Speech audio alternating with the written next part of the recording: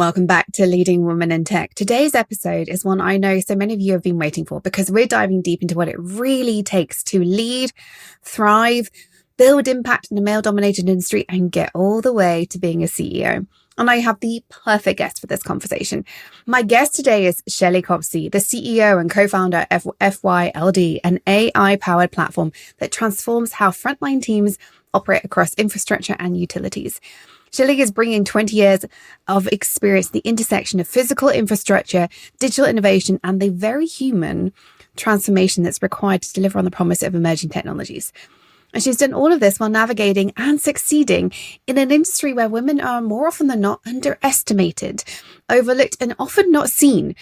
And that's why I wanted her on the show, because today she's sharing with us how being underestimated early in her career and learning to over-prepare that became a coping mechanism, but also a superpower.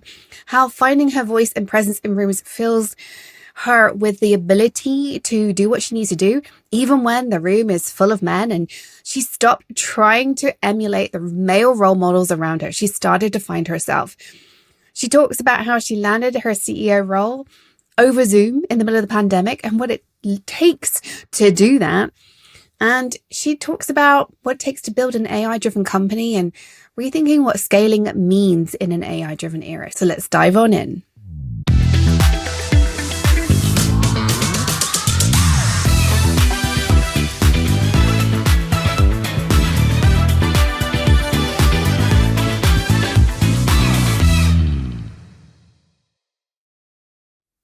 Welcome to the show, Shelley. Thank you for joining us today.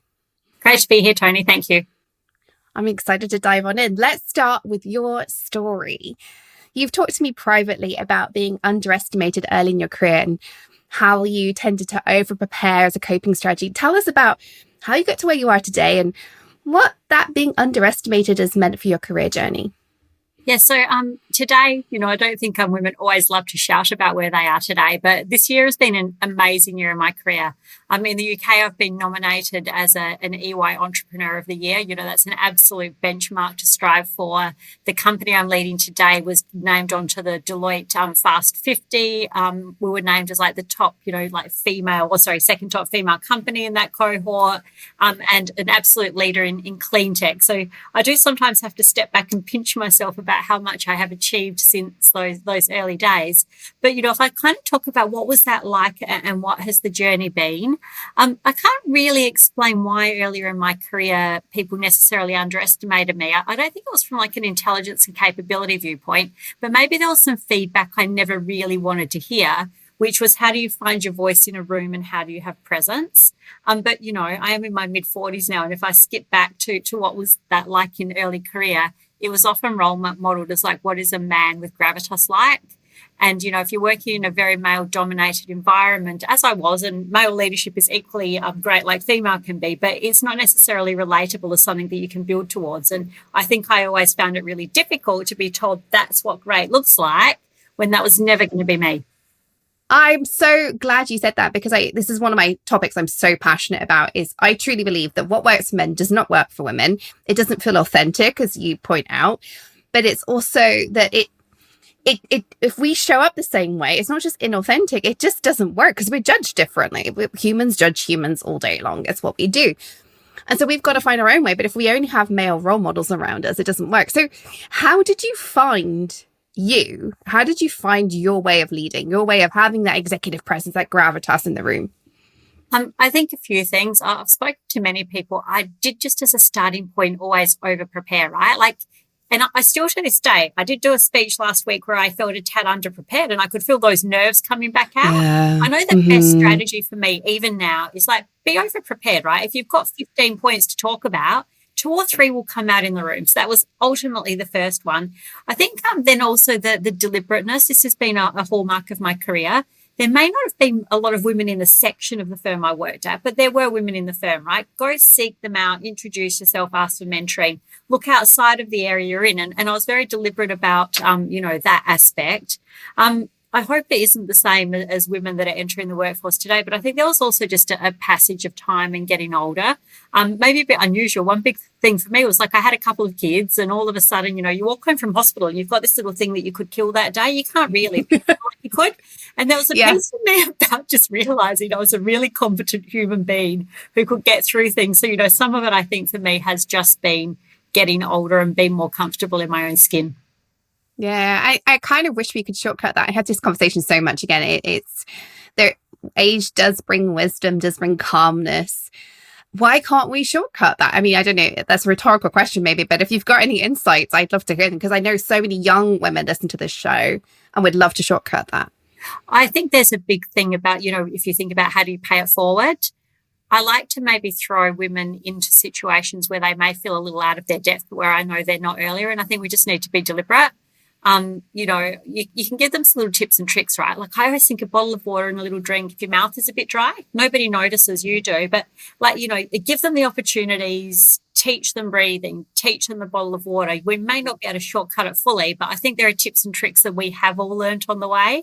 Because, all of what I used to experience is not completely gone from my life today.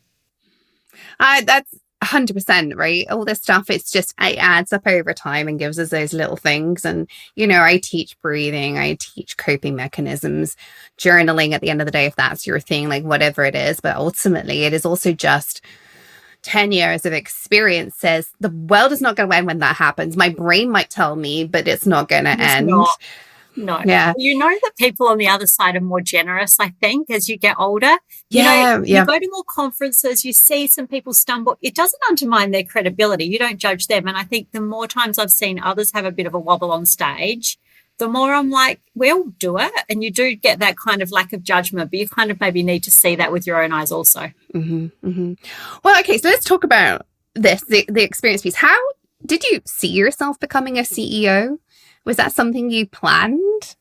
I don't know if being like the CEO was, and because I kind of came up in a traditional environment of consulting, really this world of like startup, scale up tech companies was something not front of mind for me.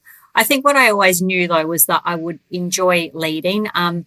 The thing that's always given me great joy, and you get this a lot in consulting, when kids come in from university, right? And you see amazing talent, but it's kind of, I guess, it's raw, and you need to help that person understand how to prosper in a workplace. And even when I had a more technical role, I really enjoyed the technical aspects, but most of all, I enjoyed building that competency in people and seeing them do the best work of their career. I think if you absolutely love that aspect, it's hard not to envisage yourself in a leadership role. Probably didn't ever think I'd be in a technology leadership role, right? Where I've ended up is very different to where I began. Well, explain that to us a little bit. So where did you say you started out in consulting? Why this company now? We're going to go back to how you became a CEO shortly, but how do you think, like, what skill set is it that means that you're suited to this today? Like, what did you grow into during earlier in your career that means today you're the right person? I think an element of always being inquisitive, right? Like you're not in the CEO seat because you're a master, not in 2026, 25 today, but you're there because you're inquisitive and you wonder what the future will look like. You enjoy building and you wonder about how you'll build towards those futures. So I think there's actually a lot of maybe like non-traditional skill sets that we need today that I had a little bit of back then. Also, I think they're like a comfort in saying, I don't know, but do I have good intuition? Can I build a good team of people who do know? And how am I going to get comfort in bridging the gap, right? Like, I'll give a good example for me, marketing, never been near it in my life. You cannot run a startup in this day and age without having amazing lead gen. I've had to find ways to say, how do I trust them? What data will I look at? Where will I be directive? Because there are things that are important. I think you need to actually just learn, and this is part of those early days of your career, learning how you bridge gaps, because you can never know and really today you can never know everything, but how do you bridge gaps where you don't have experience? Oh, I'm going to put a pin in trust. We're coming back to that in a minute, because I think that is something that we all have to do as leaders, but as a CEO, it's like the most important thing. And yet everything is on you. But let's just roll back a moment and talk about how you became the CEO, because I find this is quite interesting. You were appointed the CEO during the height of COVID. What happened to get you there? Why do you think you were the stand-up candidate remotely? Like, what happened? What can other women learn from you? Actually, I think one of the things that COVID did really well for all lots of diversity was thrust people that were hiring into a hiring environment that was not familiar to them. Right. Previously, I'm not that tall either. I'm 5'3", 5'4". If you think about a normal CEO, like a 6-foot person called John or Matthew, right? Chalk and cheese. I think when we were all in an unfamiliar environment, it actually just broke down a stack of barriers. Beyond that, when I was kind of thinking what was next for me and talking about this job, there was a real piece for me. And I think it's important in the CEO seat. Who are my investors? What will they value and how will we work together? My investors are a massive pension fund, a consulting firm in Boston Consulting Group. There's a lot about their DNA, which is really familiar to me. And I think, there's a piece when you come into the room, like park the job that you're going for. How do you build some shared experiences, shared ways of working and what's important? I think it's really easy. Again, let's say you're feeling a bit like you might be the, not deliberately less preferred, but back of the stack because you've got a bit different diversity, etc. How do you form that bond? And I practiced a lot on Zoom. I don't think I'll go back to this, what I always say, of over-prepare if I'm uncertain. I over-prepared within an inch of my life because I didn't know how to be a good candidate on Zoom. Isn't that interesting though? Because the thing is, all the other candidates were in the same boat as you at that point, right? Everybody was unfamiliar with how to be interviewed on Zoom. The interviewers were, I still see this. Some interviewers just do not know how to interview on Zoom. It's excruciating. But do you think you're over preparing? And actually, I would call it right preparing. There is a place. Yeah. Yes, because for you, it's working. And I'm the first person as a coach to call out over preparing. But for you, it's exactly what's needed. Do you think that is why you landed the role, or what's? I'm trying to get you to self-examine here. Like, what set you apart? Why you? What set me apart? I had a really diverse background to get into this role, right? Firstly, I didn't have normal early stage investors who are really into product and tech. I had pure play finance people that you would normally have come in much later. So I spoke their language. I knew finance, so I could relate to them from numbers and what they wanted to achieve. That was a core piece. I had done a stint. I invested in myself. When I wanted to switch from consulting to where I used to consult infrastructure and technology, I needed to educate myself. It doesn't just happen. And I kind of took a sideways step in my career and I went to Australia's National Science Agency, spent 2 years in their data research labs. And I just learnt every single thing I could. I didn't care how many hours it took me. If I had to travel, what have you, I just said yes and I doubled down and learnt. And I think that when you then go for an interview, it shows two things. It's right. This is someone that's got a learning mindset and can. Mm-hmm. Plus, she thought a little bit differently about how she'd get that experience versus maybe going to university. I think those things, people tell me one of my natural skills is being articulate. I think if you're on Zoom, being articulate is actually very important, more so than even in real life. Yeah, I think that there were those things, but then also I had a vision for what I could achieve with this company, and I had a big vision, and it was a bold one, as you should have if you want to grow something new. And I wasn't afraid to share it, but it was grounded in reality and what we could achieve. I think that those things were probably differentiators for me. Yeah, I think that's spot on. I think the ability for a CEO to communicate is everything, because it then requires you also to trust, which I'm going to come back to trust, because I think one of the biggest blockers for people aiming to go all the way is trust. And I've had bosses, I think most of us have had the CEO who doesn't trust. And I always say as a coach, lead with the presumption of trust. Don't wait for them to prove it. You have to trust. They can then disprove that. Most people, though, are trustworthy. When they break trust, it's an accident. It's not deliberate. It's not malicious. Most people, the few malicious people out there you can cope with. But I know how hard it is when everything is on your shoulders to trust. So how have you dealt with that in your career, but now also as CEO? I'm very aligned to what you've just said, Toni. If I let someone in through the front door, I almost give them the gift of trust. I have worked for people who say you have to earn it. That's 2 years of just wasting value, right? So absolutely, the interview process, be rigorous and trust them. I always reference people myself as well. I don't leave that to recruiters. Part of that as well, my favorite question is, how do I set this person up to be successful? You're not going to call people and they're going to tell you bad things. Nobody's giving you that name. So again, how do you build trust? Well, on day one, I want to enable them. They'll go back and tell the person that you've asked them that and that you care. That's really important to me. I think that just building strong bonds, I really know my team very, very well. They know me. If I'm stressed, I'm probably a pain in the proverbial a bit. But Yeah. if I've built trust and good relationships, I also am quite open with my team. And, I'm a bit stressed in the run up to year end, like most of us are. And I've just said it to a few of them lately. I said, sorry if I'm like leaning to micromanagement. I'm probably not. It's not my tendency. But for me, maybe. I said, I'm just stressed. I'm sorry if I'm triple checking. So, there's a little bit about when you know that you're not giving them what you need, just telling them the reason. We're all humans. And then actually, like my board chair always has a great statement of trust but verify. I think you use it with caution, but we have data as a language at FYLD. And therefore, if we trust and we're talking about it, but we are going to be grounded in data, we're going to be willing to ask alternative questions, giving people the benefit of the doubt that they've shared their version, but there could be, other things at play. But you just need to keep reminding yourself. And if ever I don't trust, I might tell one or two people that I really trust them, that I can say I'm having a struggle, but I always try and take a breath, be aware of my emotional state. Like, I love that. Is it me causing it, or is there actually something here that I should think about? And then just try and figure it out and talk straight with people. Well, let's shift gears now and talk about what you do. Tell us a little bit more about what your company does and why this company for you to be CEO. What does it do? What are you most proud of? And why is this the company you're CEO of? So we work in the infrastructure sector. Think about, the utilities that bring your gas and water to your house. We work with major infrastructure, roads, rail, these types of assets. All of our customers have got huge field crews, 2,000, 3,000 is often on the smaller side. Some of them have got 30,000 people. I can't believe we've managed to land customers like that. That's super proud for us. The problem that they've all had is that when they send those people to work in the morning, they go away from base. Nobody really knows what they're doing, what's going right or wrong on site, etc. So we've built a platform that lets our field worker, I almost think, crowdsource data.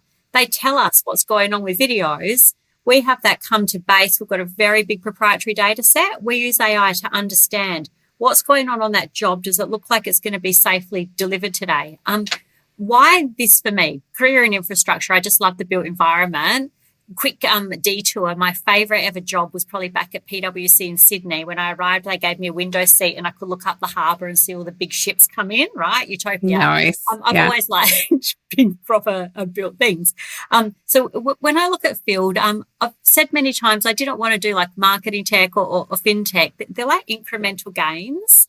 If you look at our industry, these are amazing people that live in our communities, often unrecognised. They work in dangerous environments and we've not given them modern day tools. It is so satisfying to work with people. We all need these people in our lives, or we're not cooking dinner, to give them the tools, to let them be more visible in their organisations, to keep them safer, to keep them more productive.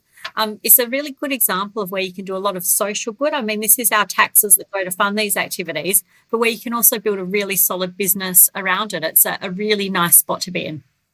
I love this so much because, where I live in a very remote location in Scotland, and you see the crews on the side of the road and, they've driven 2 or 3 hours to get here and then they just left to it. And, you see those signs in the big sites of this many days since an accident. And I'm nobody around here is caring about these people. And I love what you're doing and bringing those people into the organization, giving them a face, giving them a voice, giving them visibility. But you are using AI. And this is a topic, obviously, all of us are talking about right now. I can talk about it almost every week on this podcast. How are you making sure this is done ethically? Because, you're using AI with very human data, with faces, with opinions, with people's careers, potentially. How are you doing that ethically? Let's just go back to the trust point as a starting piece. The infrastructure sector and industrial work sites are incredibly complex. In my personal view, anybody that thinks that you can use AI to analyse those sites entirely and come to concrete decisions on whether a human is keeping themselves safe, if they're being productive, doing quality work without human input, they are kidding themselves, at least in the Western world where we're dealing with old infrastructure in complex environments. The first thing I say to my customers is when we do a deployment, right, we will almost shine a light on abnormalities that we can see with data and think computer vision, natural language processing, etc. We'll shine a light.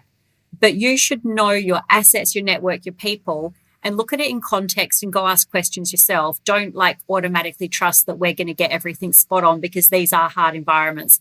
That's really important to me. Like at the customer end, humans should be in the loop.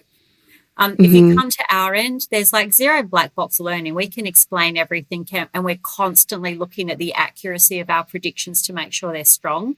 I also almost like bifurcate the product and our ability to experiment. If we're doing something with safety, these are human lives. Like the barrier to product release should be very, very high. It should be tested. Customers should be completely aware of it. If you're playing around at like the productivity end, you've got more freedom to explore, right? Because if we do start with that hypothesis, there's not enough field workers. Nobody wants to sack people. They want them to do better, right? You can have a bit more of a play around in that area of the product, but you kind of, again, we keep humans in the loop. We make sure at our end, in particular from safety, that we've got people that have got experience and they're looking at the safety outcomes, both AI strategists and just humans with extensive experience all the time. I think it's really important that you kind of keep that ethical framework front of mind. I actually love something you've touched on there, which is, it's a very real situation in that grouping, in that there aren't enough of them. You can't afford to let them go.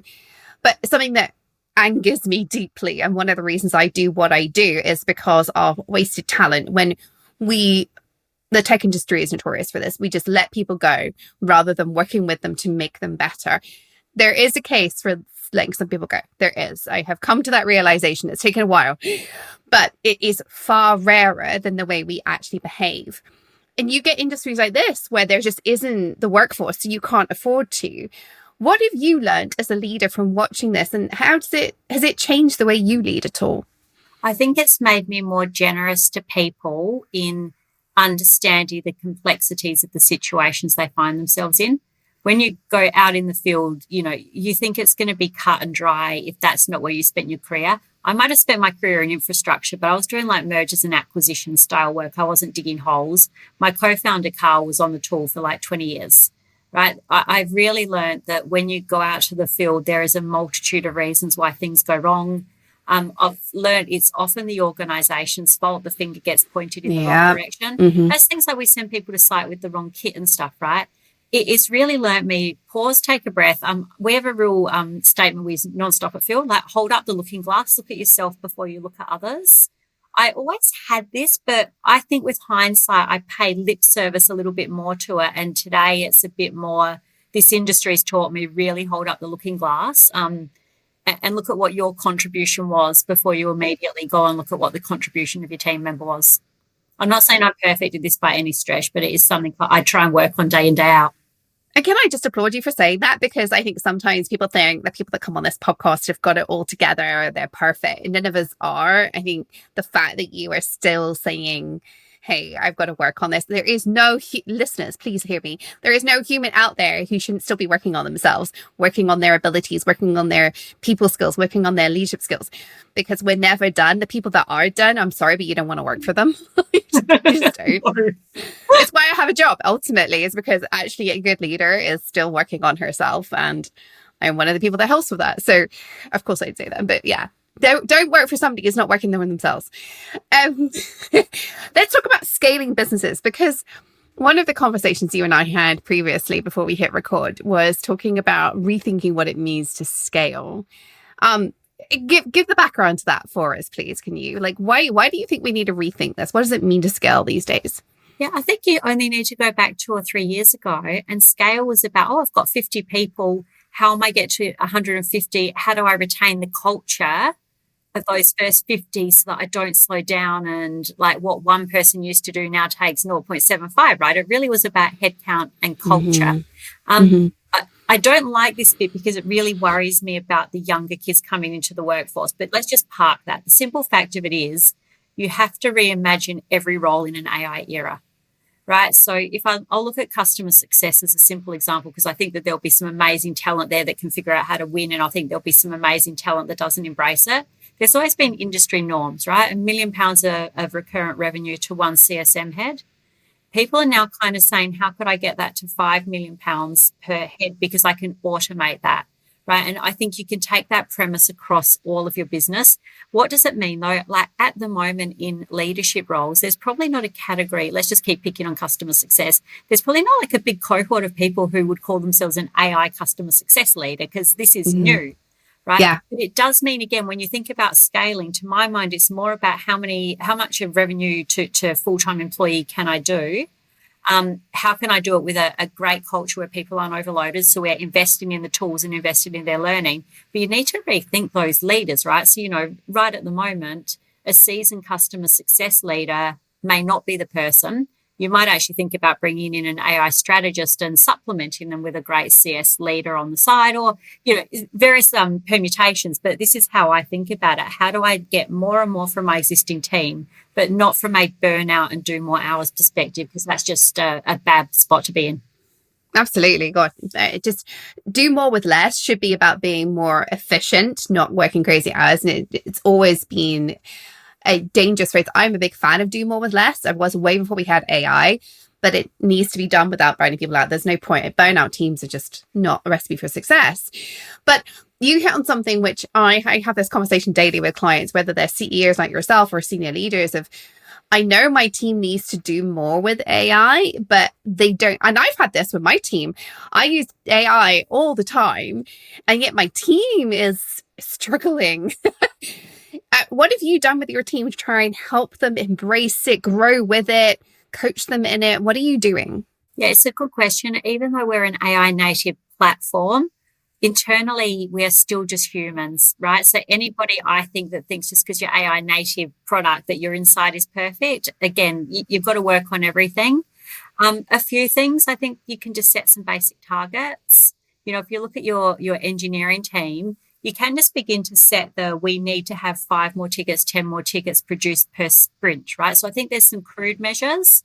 I think there's also giving the freedom. So I've been trying to encouraging our ops team that they start just doing some discussion focus groups with people, right? So, again, let's get people talking about it. Let's get them talking about ideas. There is things like that. I think then there's just the lead by example.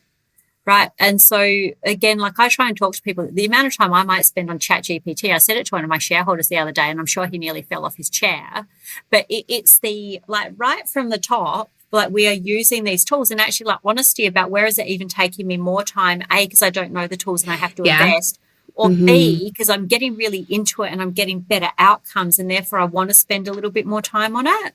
But there needs to be an honesty. I don't think there's a silver bullet, though, except for being really clear that the metrics are moving and it's relentless. And I think there'll be a little bit of my work of opt in, opt out. I don't want to lose great people, but fundamentally, maybe not the next funding round we go through, but if you think in 2 years, you'll be competing for cash against people that were born onto an AI native cost curve, and you won't be able to get it if you haven't made it. So there always, I think, even if it's an uncomfortable truth, there has to be transparency with your team about here is what we need to achieve over the next 2 years.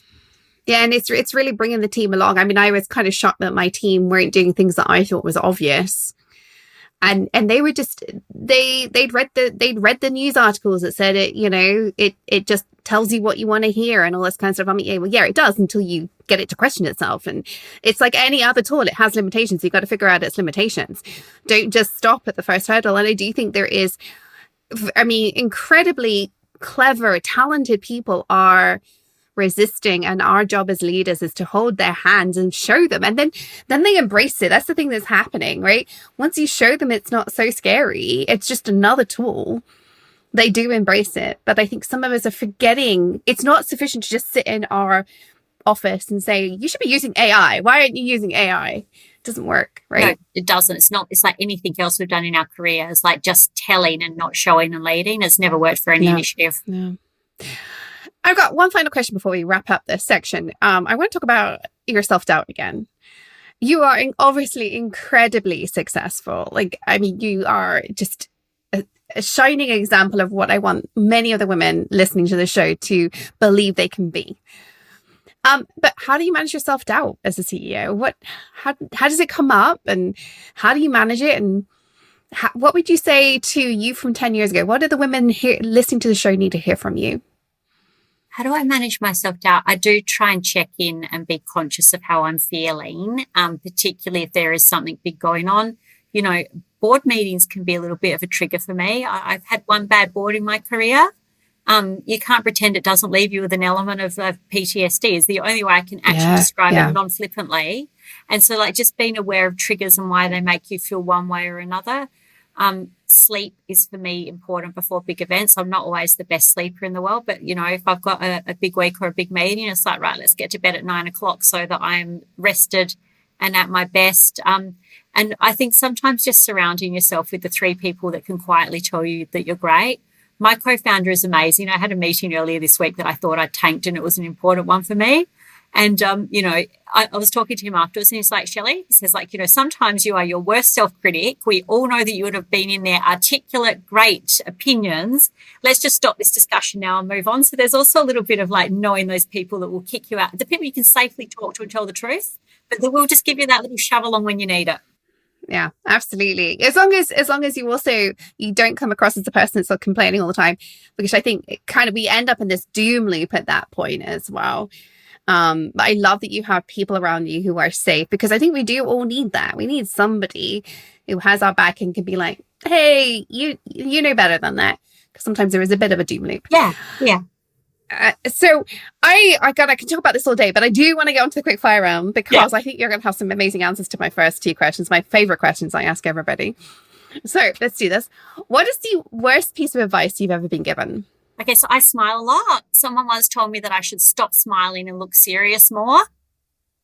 No. It's just, I'll go back to being authentic. It is not me. And if I need to deliver bad news, I can still actually do it in a warm way. So I really disregarded that very quickly. Oh, I'm so glad you did. Oh, the smile is for those of us who do smile. I'm a smiler. It's a huge asset. And if it's who you are, you got to do it. I'm so glad you disregarded that. What is the best piece of advice you've ever been given? My first CEO job, right? I nearly gave it to someone else because I was on the board of the company. And the guy we were going to give it to me, he just said to me, do you know, Shelley, he goes, you're just not backing yourself enough. You're fabulous. You've built the strategy. You've got the company funded. Why are you giving this away? And it was the best thing. It was like, trust yourself when you think that you've ticked 4 of 10 boxes, go for it. Oh, love that.